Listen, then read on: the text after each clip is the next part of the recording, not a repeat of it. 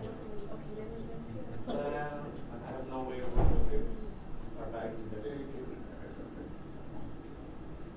Yo no tengo control aquí de naranjas. ¿Sabes qué necesitas?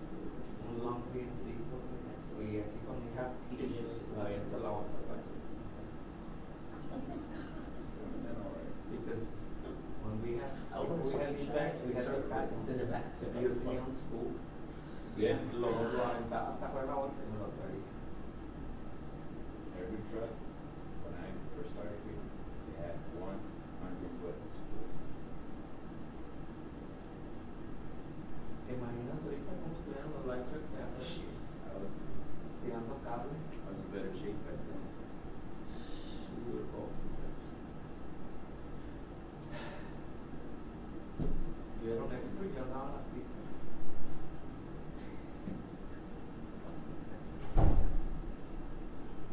Es más, todavía en la bolsa tengo el guante. Con una mano. Sí. Pero unos light trucks tenían el mecanismo que le pegabas el botón y te lo hacía oh nice. It's cool. Con la light truck. Yeah, real nice. Y otro no era magnetic. I think besides these, we're the only two that are certified too. How many engineers? Is that for the child electric, no? Or Viviendo. yo vivía en una también. I like the electric. Oh, la cafetera. You know why they call it a cafetera?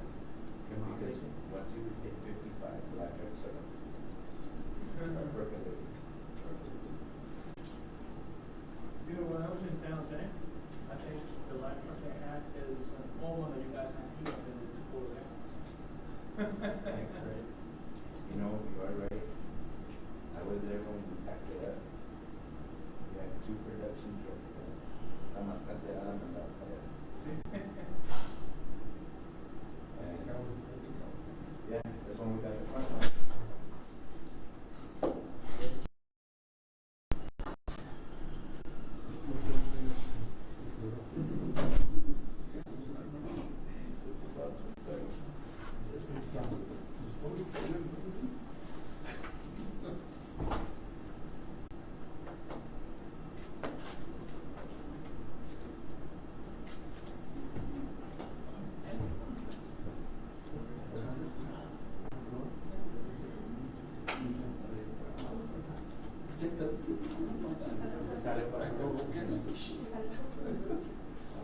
Is sheriff coming? No, he's coming to this, I'm sorry.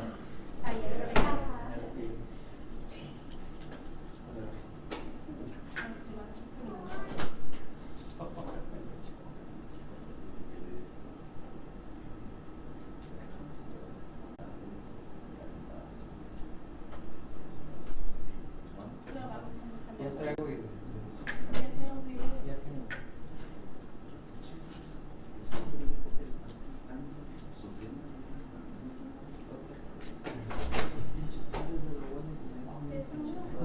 No quiero saber dónde está para no.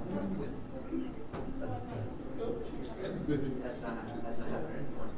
You're getting 2, Yeah. there's 2 different, you need a 3 different.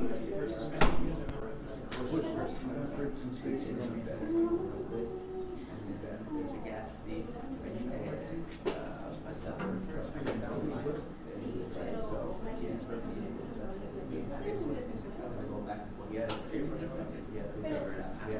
Pero sí me gustaría ir a un waffle It should be starting. para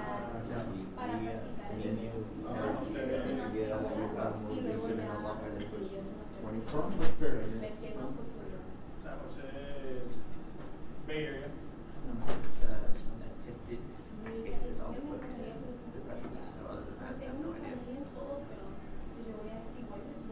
Thanks, sir. Yep.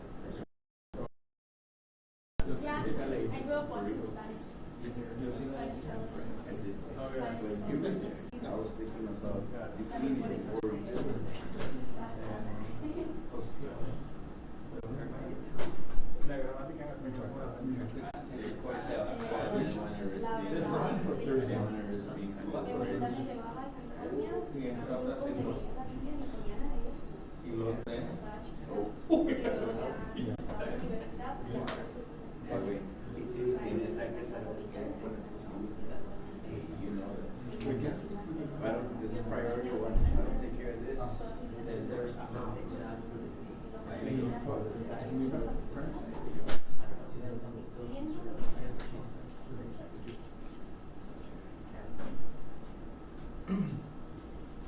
Are y'all ready?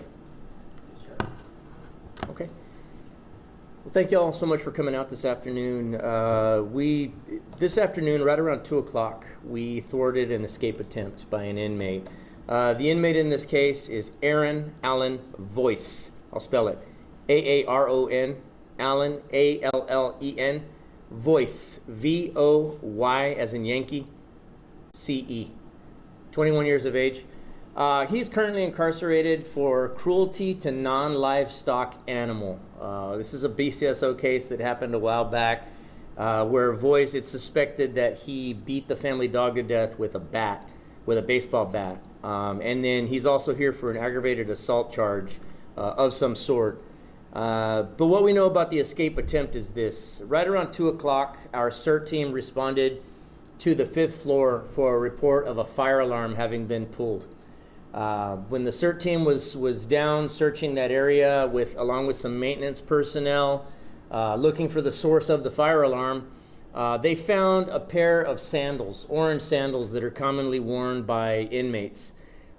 They started investigating why a pair of sandals would have been in what is in the process of being a vacated office. And they started looking. They looked into a closet where they did find Voice. There he was wearing a BCSO deputy's uniform at that point, or at least most of a BCSO deputy's uniform. He was wearing a uniform shirt, much like the one that I'm wearing now, without any insignia on it. So it did have patches. It did not have a badge or a name tag on it. It was just a shirt with patches on it.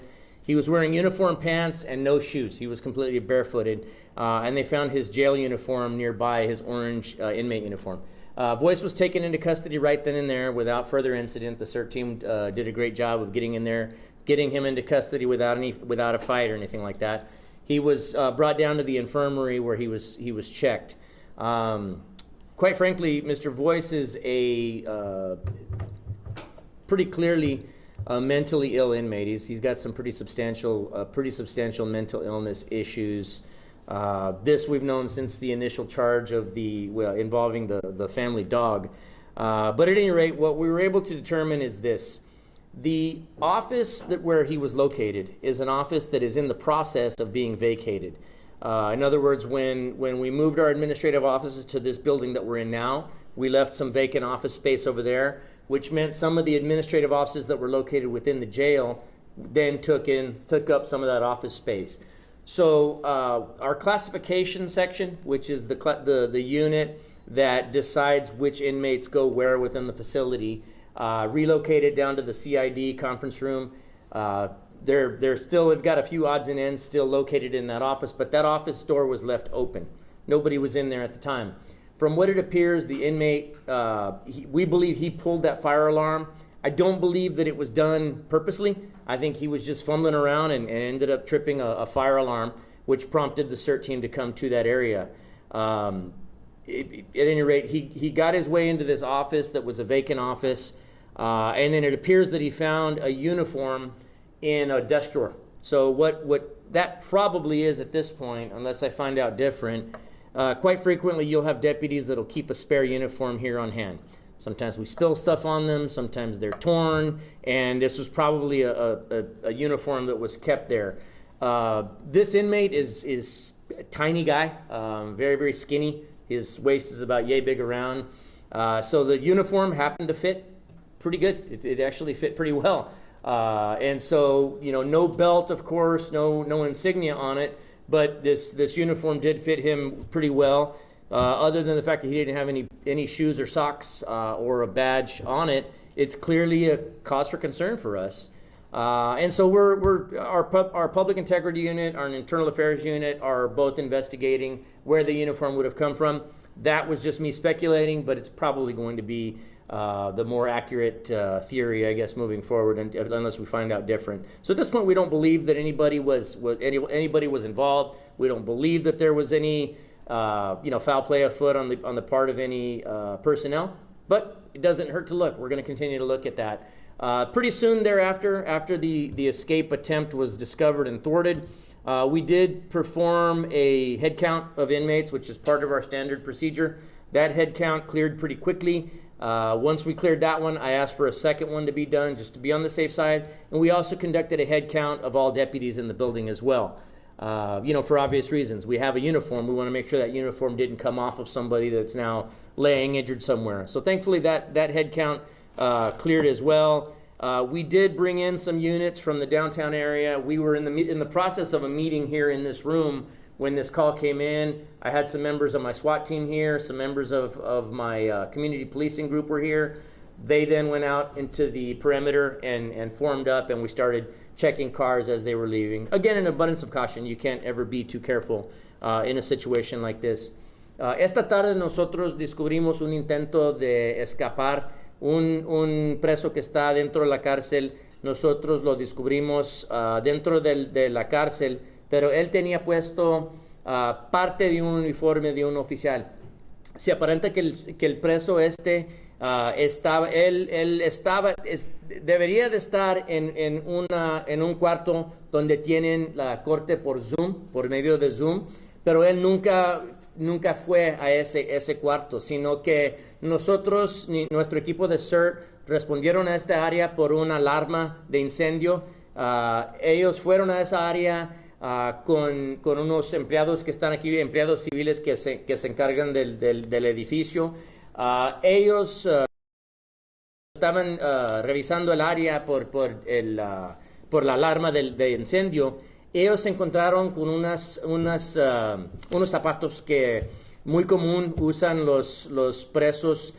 Son chinelas anaranjadas, de un color anaranjado. Y pues ellos ya empezaron a revisar el área que debería estar. Se encontraron el sospechoso en un cuarto donde hay herramientas o más air conditioning, donde tenemos ducts de aire acondicionado. Lo encontraron ahí. Él tenía puesto el uniforme Él estaba usando un uniforme muy similar al que tengo yo, pero no tenía bacha, no tenía placas del nombre, no tenía cinturón como el que usamos nosotros, y el preso no tenía zapatos ni calcetines. Entonces los oficiales reconocieron que era un preso que estaba disfrazado de oficial. Lo arrestaron y ahora es posible que se van a enfrentar con cargos. El preso sí tiene condiciones mentales. Él está aquí por un cargo donde nuestra agencia está manejando el caso, investigando este caso, donde él mató al perro de la familia con un palo, y pues ahora él está aquí con ese cargo, y es posible que se va a enfrentar con otros cargos por este intento de escape. Any questions? He was found in the air vent. I don't have an answer for that. No, Is there something what else we I can did help was with? he was not found in the air vent. He was found in a closet where there's ductwork for the air conditioner. We did find some ceiling tiles, much like this one here. So at this point, we don't know if he was trying to get up there or not, but closet that was on the ground level. So he got into a vacant office, the door was left open. Where was he supposed to be at? I'm not sure I understand. To that office. He was supposed to be in another part of the jail in a Zoom court hearing. Now, when he did not report to that Zoom court hearing, there was a search underway for him to figure out where he was at that point, because he wasn't where he should have been.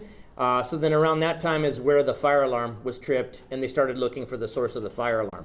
Those two searches converged pretty quickly, though, when we figured out that he was, when they found the shoes, they started putting two together pretty quickly there, and then that's when he was found in the in the closet. Sheriff, between the Zoom and when you guys got him, what kind of time lapse? We're still trying to find out the time lapse. I think it was just a few minutes. You know, obviously in a situation like this, with a person like this, a few minutes is a long, long time for somebody to you know, somebody with bad intentions that really wanted to hurt somebody could do a lot of damage. And so although in this instance, thankfully he didn't get a chance to do anything to anybody, we want to look at why this happened and how to prevent it in the future for sure. Did he resist arrest? Did he fight back? No, they pretty quickly, the CERT team was there. They were already outfitted in their armor that they wear, and there was several of them, so they were able to get him into custody. He's a very, very small, very thin person, so he didn't put up a fight when the CERT team got him.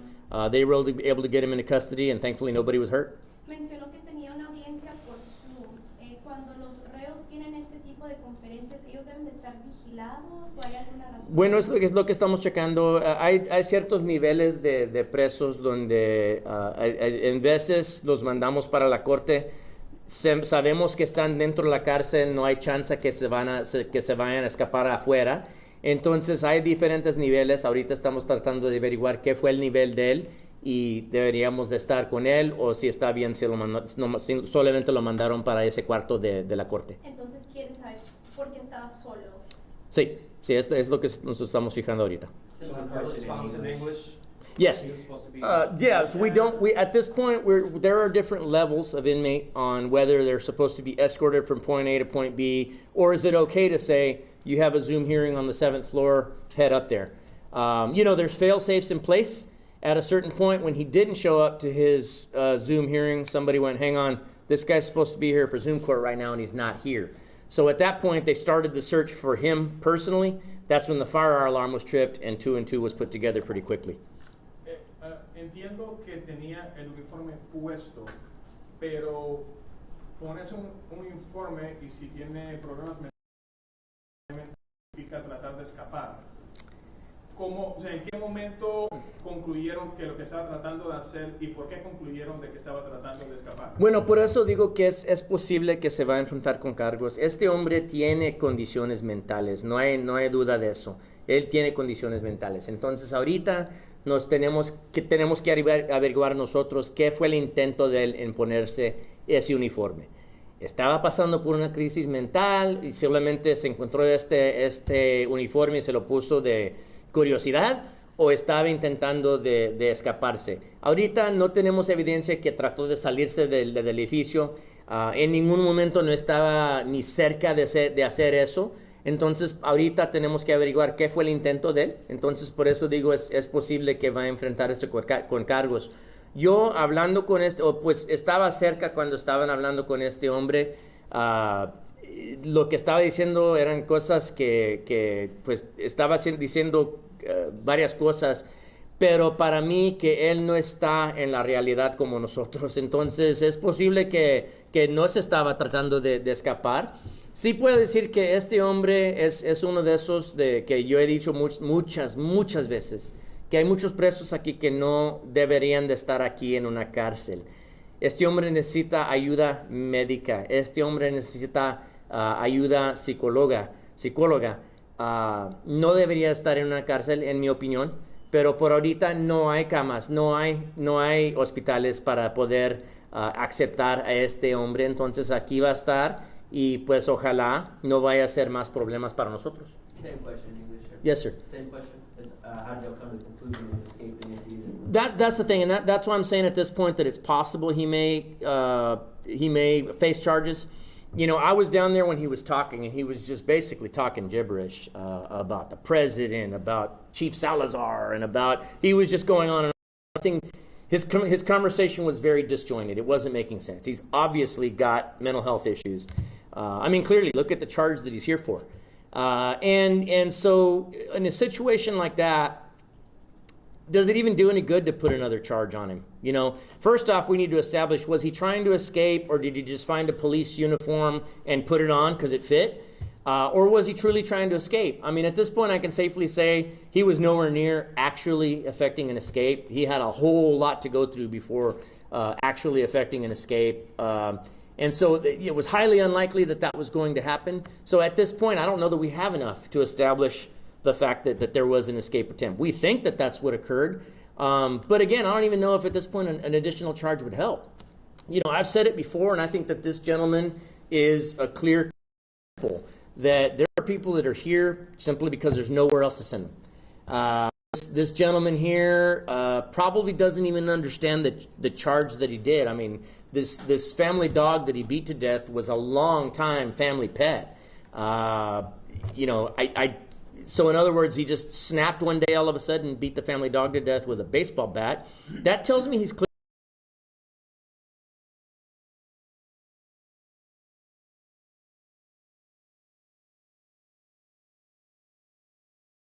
Anyway, belonging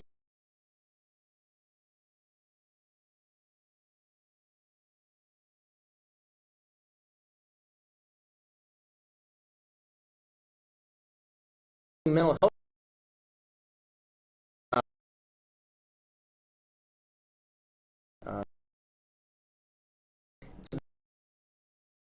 justice, a criminalized gentleman is clearly close. You know, he on the free will, clearly not. He could be dangerous. I mean, clearly based upon the, but I'm going to charge him with this other offense. We're looking to see what his intent was. Clearly, experience for us. We now figure out, okay, what should have happened. Was it all handled according to jail standards? Jail standards has been notified of this instance, and you know, like we do with every other operation that we do, we go back and figure out what could we have done better, and you know what wasn't done according to policies. Thoughts on having inmates here who might be suffering from mental illness and, like as you said, shouldn't be housed here? So a couple days ago, we pulled some numbers. You know, we're in the process of looking. I actually formed up an advisory group made up of members of the community to help me get a handle on this jail population. This jail population is going up and up and up and up and up, right? We've made a whole lot of stink about the money that we're spending on overtime. We've made a whole lot of fuss about our staffing issues. But let's not forget, we've also got a inmate population that's going through the roof. And so we're looking at who needs to be here, who doesn't. Well, I got 300 inmates that should be in a state prison right now, but the state's having their own issues and they're not picking up their inmates at the way that they should. I've got about 600 inmates right now that should be in a mental health facility or could be in a mental health facility. Just right there, if you take those 900 inmates, the 300 that should be in a state prison somewhere, and the 600 that should be in a mental health facility somewhere, my overtime issues go away if you take those 900 inmates away from me. So we're dealing with a lot of issues beyond our control, certainly beyond the control of my deputies. You know, we don't get to say who gets housed in the Bexar County Jail. It's just our job to guard them once they're here. Frustrating that you just want to shout, scream at the system, come and get your inmates. They don't belong here. You know, the other day I was talking to a judge, and you know, Judge Rangel is trying to help us out with managing this jail population as well. That there's no relief in sight, right? No end in sight for us, but we're trying. And we actually pulled a list of inmates. I wanted to know who's been here the longest. We've got inmates that have been here since 2016 awaiting trial. 6 years in a jail that's supposed to be a temporary. Average length of jail stay should be about 45 days. This guy's been here for 6 years. He's here, well, let me say it this way. He's here accused of some pretty serious crimes, right? But I mean, how do you expect somebody that's here accused for a very serious, to have him be here for 6 years, costing Bexar County taxpayers, that one inmate has cost Bexar County taxpayers over $175,000 over the course of that 6 years.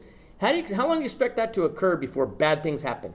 And so yeah, it's a frustrating topic to even talk about for me, because you just want to scream at these other entities, come get your people, right? I get it that you're having problems, but I got deputies over here that are tired. They're exhausted. And yeah, they're getting paid for it, right? I mean, the community should know we're definitely paying our deputies. We're taking care of our deputies.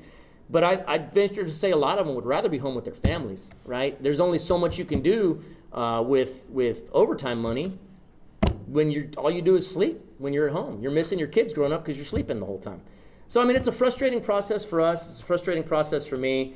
This gentleman, what we're going through with this inmate in particular today just speaks to a bigger issue, that we got inmates here that should not be here, but our system is broken. There are other priorities in the state of Texas right now, right? I think there are those in power that would rather lock up all these people, coming across the border and gumming up the prison system, quite frankly. And so guess what?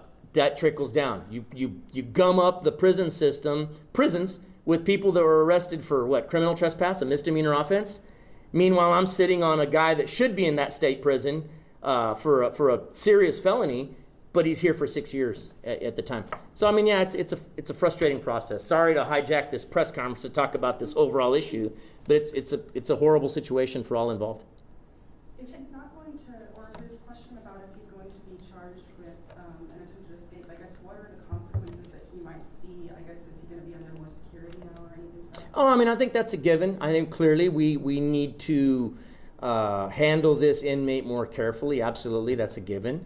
But the question is what's an additional charge going to do? Is it really just going to aggravate the situation? It's just going to make it that much longer that he's got to stay here. I'd just as soon somebody free up a hospital bed, a secure one, and let's get him there. You know, a lot of these inmates that are here, and I don't know about this one in particular, but a lot of these inmates, because I have seen inmates before, I've been here long enough to where I deal with an inmate that's here and he's not making any sense whatsoever. And then 2 months later, I talk to that same inmate that now that he's on medication, and it's like talking to you or me. And the guy may or may not even understand why he was here 2-3 months ago anyway. So a lot of these folks, it's just a matter of getting them in a controlled hospital setting and getting them on a medication plan, you know, and they may be a totally different person and they don't need a jail. They need a hospital bed. But again, in the state of Texas, that's not high priority. Aunque todavía están investigando si fue un atentado de escape, ¿usted qué opina sobre la respuesta rápida de sus agentes ante el reciente escape de Gonzalo López, quien sí logró escapar y asesinar a 5 personas? Sí, pues ya vemos las cosas que pueden pasar ya cuando un preso que realmente él quiere escapar y a él no le importa a quién le tiene que hacer daño para escaparse. Es una situación muy peligrosa, obviamente, para los oficiales, para el público. Y pues sí, les doy las gracias a estos oficiales que tuvieron la vigilancia, se fijaron solamente en esos zapatos y sabían, esos zapatos no deberían de estar aquí, y ya empezaron a investigar y encontraron el sospechoso antes de que alguien fuera herido a causa de esto. Entonces a ellos les doy las gracias por encontrarlo tan pronto también. Okay. Would you be able to clarify the timeline of 2 offenses that he was in for? I know that you said that he's been here for 6 years, but when were those offenses exactly? No, that's a different guy. Different guy. Yeah, I'm sorry. I confused the issue, getting off on a tangent. No, that's a different guy that's here for 6 years. This guy's been here for 6 weeks or so, maybe 2 months. And how long is he going to stay here? It's indefinite. I mean, it's indefinite. We've got folks here. You're going to get me started again, man. No. With it, we don't know. We don't know because there's people here that have been here for a long time because they're incompetent to stand trial. Well, what's the end goal then? You think he's going to magically regain competence being in a jail? It's not going to happen. So yeah, it's a frustrating. We don't know how long he's going to be here, but he and I are stuck with each other for the time being, for sure. You know when he was charged for feeding the family pet, and then I think you said he might have also had an aggravated assault charge. Yeah, I'm not sure. I know that the aggravated, I'm sorry, the killing of the dog was several weeks or months ago. The secondary assault charge, I'm not clear on. Just to make sure, the sandals were found first, and then the fire alarm was pulled later? No. So the way the timeline, as I understand it now, there was a search underway for this inmate that was supposed to be on the 7th floor at a Zoom court hearing. Yeah. He didn't report, so that was reported and so there was a search ongoing for him. Around that same time, a fire alarm was pulled on the 5th floor. The CERT team responded to the 5th floor. To them, they're still looking for the source of a fire alarm. During that time, maintenance was with them. Somebody found a pair of sandals that didn't belong, and they started investigating further. They opened up a closet, and that's where he was in the uniform. Okay, so search first, alarm then, and then they found the samples. Yes, Was he in a different floor? The Zoom thing was that? the Zoom was supposed to be on the 7th floor. 7th? He was found on the 5th. So he made it from the 7th to the 5th. Yeah, we've got elevators that the inmates and deputies traveled up and down on. So he clearly took an elevator from 7 to 5 at some point. But right now we're in the process of reviewing video to find out at what point. No, the main jail. The main jail. Yes, sir. You said it was around 2. Around 2 o'clock. All this happened around 2 o'clock. Sheriff, did you give an ID when I wasn't here? Yes, and I can't unlock this. Can you give him the?